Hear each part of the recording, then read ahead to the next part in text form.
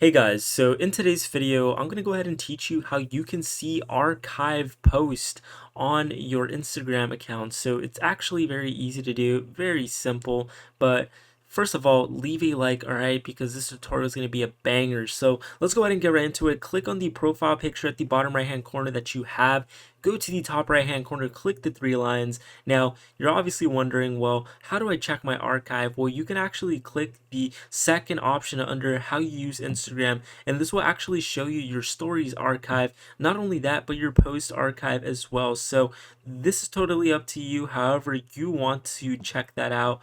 Even live archive as well if you actually have live videos. So it's a pretty cool feature. All right, you can check them out, reflect back on what you actually posted. You kind of look back and be like, oh my god, what did I post before? This is just so terrible. But thank you guys for watching. All right, if you found this tutorial helpful, please leave a like. All right, subscribe as well if you did find this helpful, and comment down below that it did help you. And I will see you all for the next